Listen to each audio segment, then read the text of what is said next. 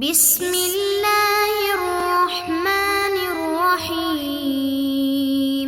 السلام علیکم معزز طلباء کرام، آپ سب کیسے ہیں؟ آج ہم نور الانوار کے سبق نمبر 133 کو پڑھیں گے۔ آج کے سبق کا عنوان ہے مریض کے روزے کا حکم۔ آج کے ہمارے سبق کی عبارت وہ شروع ہوتی ہے وَهَذَا الْمُسَافِرُ مُتَلَبِّسٌ بِخِلَافِ الْمَرِيضِ سے۔ آئیے سب سے پہلے عبارت پڑھ کے اس کا ترجمہ کرتے ہیں، اس کے بعد باقاعدہ سبق کی وضاحت کی طرف بڑھتے ہیں۔ مصنف علیہ رحمہ لکھتے ہیں وَهَذَا الْمُسَافِرُ مُتَلَبِّسٌ بِخِلَافِ الْمَرِيضِ، اور یہ مسافر مریض کے خلاف ہے۔ فَإِنَّهُ إِن نَوَى نَفْلًا أَوْ وَاجِبًا آخَرَ لَمْ يَقَعْ عَمَّا نَوَى، اس لیے کہ اگر مریض نے نفل یا کسی اور واجب کی نیت کی تو جس کی نیت کی تھی وہ واقع نہیں ہوگا، لأن رخصته متعلقة بحقیقت العجز لا العجز التقدیری، اس لیے کہ مریض کی رخصت حقیقت عجز کے ساتھ متعلق ہے،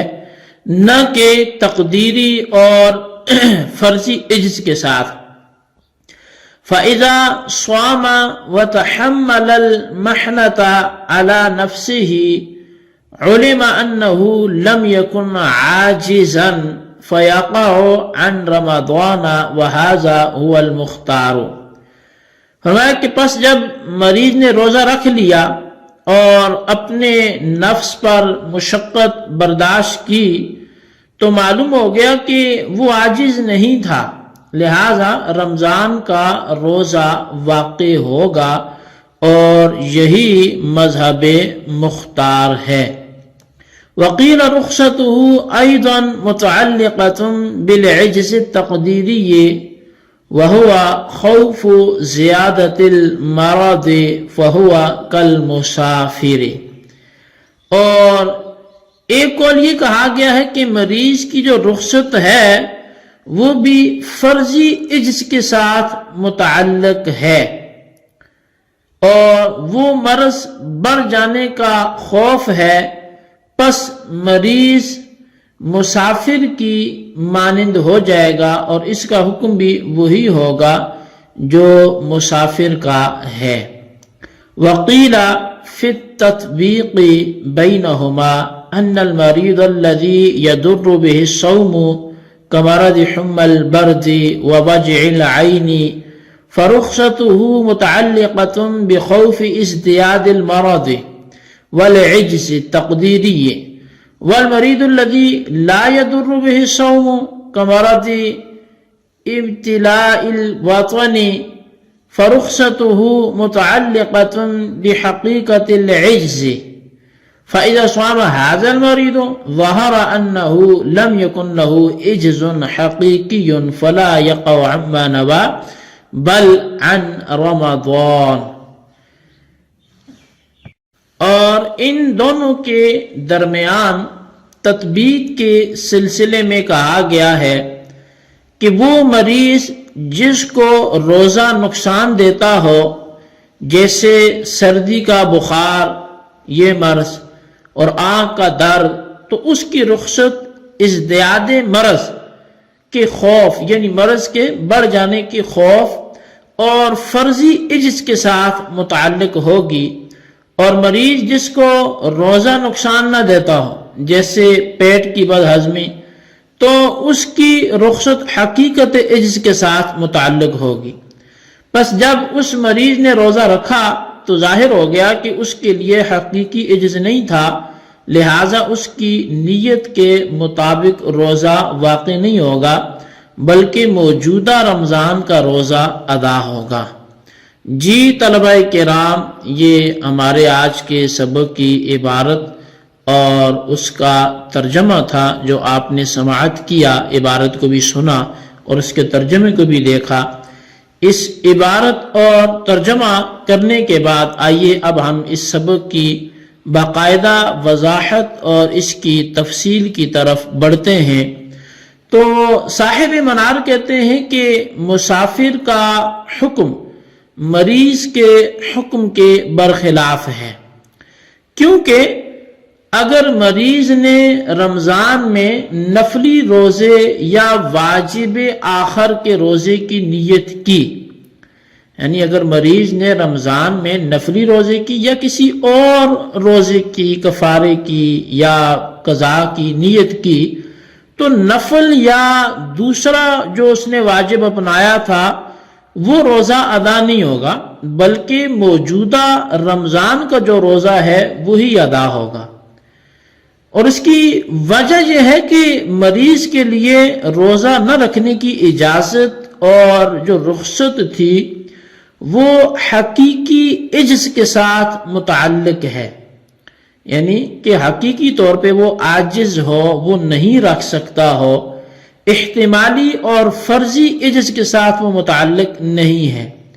لہذا اگر مریض روزہ رکھ لے اور نفس پر مشقت برداشت کر لے تو یہ اس بات کی علامت ہے کہ مریض عاجز نہیں تھا، کیونکہ اگر عاجز ہوتا تو روزہ رکھنے پر قادر نہ ہوتا۔ روزہ رکھنا اس کے عاجز نہ ہونے کی دلیل ہے، اور جب وہ عاجز نہیں ہے تو اس پر موجودہ رمضان کا روزہ واجب ہوگا اور افطار کرنے کی اس کو بالکل اجازت نہیں ہوگی۔ اور جب موجودہ رمضان کا روزہ واجب ہے اور افطار کرنے کی اجازت نہیں ہے تو تندرست آدمی کی طرح نفل روزہ یا کسی اور واجب یا فرض روزہ جو اس نے نیت کی ہے اس کے باوجود بھی رمضان ہی کا روزہ ادا ہوگا، اور وہ جو اس نے نفلی یا کسی اور واجب کا روزہ رکھنے کی نیت کی تھی وہ روزہ اس کا ادا نہیں ہوگا۔ اب صاحب نور الانوار نے فرمایا کہ یہی وہ مذہب ہے جو مختار اور پسندیدہ ہے، تو انہوں نے اپنے بقول اسی مذہب کو مختار اور پسندیدہ فرمایا۔ اب اس کے بعد مختلف اقوال اسی حوالے سے آپ تحریر فرماتے ہیں اور قیلہ سے اس کو بیان فرماتے ہیں، اور یہ بات بھی آپ کے علم میں ہے کہ عموماً جب قیلہ آتا ہے تو جو بھی قائل ہوتا ہے، یعنی اس کتاب میں لکھنے والا قیلہ کا جو کاتب ہوتا ہے، تو وہ قیلہ سے اسی مذہب کو بیان کرتے ہیں جو ان کے ہاں کمزور ہو، جو ان کے ہاں ضعیف ہو، تو کبھی بھی مختار مذہب کو وہ قیلہ سے بیان نہیں کرتے۔ تو اب قیلہ سے مصنف فرماتے ہیں کہ بعض حضرات نے یہ بھی فرمایا ہے کہ مریض کی رخصت احتمالی اور فرضی عجز کے ساتھ متعلق ہے، اور فرضی عجز مرض بڑھ جانے کا اندیشہ ہے، یعنی اگر مریض کو روزہ رکھنے سے مرض بڑھ جانے کا اندیشہ ہو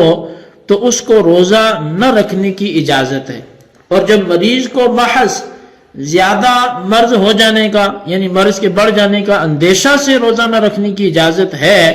تو یہ مریض مسافر کی مانند ہو جائے گا، یعنی مسافر کی مانند یہ مریض بھی اگر نفل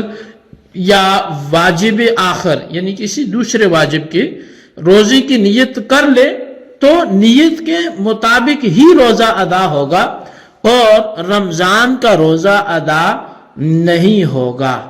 یہ تھا جی بعض حضرات کا قول کہ جو مریض کو رخصت احتمالی اور فرضی عجز کے ساتھ یہ اجازت دیتے ہیں اور اس کو وہ مسافر پر قیاس کرتے ہوئے وہی حکم اس کے لیے ثابت مانتے ہیں جو کہ مسافر کے لیے تھا۔ اب دوسرے بعض افراد ہیں، ان کے مذہب کے مطابق کیا ہے، وہ بھی کچھ نظریہ رکھتے ہیں، تو آئیے ان کے مذہب کو دیکھتے ہیں۔ تو بعض حضرات نے سابقہ دونوں قولوں میں تطبیق کی کوشش کی ہے، یعنی دونوں کو جمع کرنے کی کوشش کی ہے کہ ایسا مذہب اپنایا جائے جس میں دونوں پر ہی عمل ہو جائے اور ایک جانب بھی اس میں خدشہ ظاہر نہ ہو۔ تو انہوں نے فرمایا کہ مریض دو طرح کے ہیں، ایک وہ کہ جس کو روزہ نقصان پہنچاتا ہے جیسے سردی کے بخار کا بیمار اور آنکھ کے درد کا بیمار، اس مریض کی رخصت تو ازدیاد مرض کے خوف اور احتمالی اور فرضی مرض کے ساتھ متعلق ہے، جیسا کہ قول ثانی کے قائلین نے کہا ہے۔ اور وہ مریض جس کے لیے روزہ رکھنا تکلیف دہ نہیں ہے بلکہ ایک گنا مفید بھی ہے، جیسے بدہضمی کا بیمار، تو اس کی رخصت حقیقی عجز کے ساتھ متعلق ہے، جیسا کہ قول اول کے قائلین نے کہا ہے۔ چنانچہ اس مریض نے اگر روزہ رکھا تو یہ بات ظاہر ہوگی کہ اس کے لیے حقیقی عجز نہیں تھا، ورنہ تو روزہ نہ رکھ پاتا۔ بس جب اس کے لیے حقیقی عجز نہیں تھا تو اس کے لیے روزہ افطار کرنے کی رخصت بھی حاصل نہ ہوگی، اور جب اس کے لیے روزہ افطار کرنے کی رخصت نہیں ہے تو تندرست آدمی کی طرح اس کا روزہ بھی نیت کے مطابق ادا نہ ہوگا، بلکہ بہر صورت رمضان موجودہ کا جو روزہ ہے وہی ادا ہوگا، خواہ نفل کی نیت کرے یا کسی اور واجب کی نیت کرے۔ جی طلبہ کرام، یہ ہمارے آج کے سبق کی عبارت، اس کا ترجمہ، اس کی وضاحت تھی جو آپ نے سماعت کی، اور اس سبق کو اچھی طرح سمجھیں اور اس کے خلاصے کو اپنے رجسٹر پر ضرور نوٹ کریں، اور بالخصوص ان سوالات کے جوابات بھی عطا فرمائیں۔ سوال نمبر 1 یہ ہے کہ قیل رخصتہ ایضا متعلقۃ بالعجز سے کیا بتلانا چاہتے ہیں، ان قائلین کا مذہب بیان کریں۔ اور سوال نمبر 2 یہ ہے کہ 2 مذاہب میں تطبیق کی کیا صورت ہے، اس کو تحریر کریں۔ اللہ تبارک و تعالیٰ سے دعا ہے جو کچھ ہم نے پڑھا سنا اسے یاد رکھنے کی توفیق نصیب فرمائے، آمین بجاہ النبی الامین صلی اللہ علیہ وسلم۔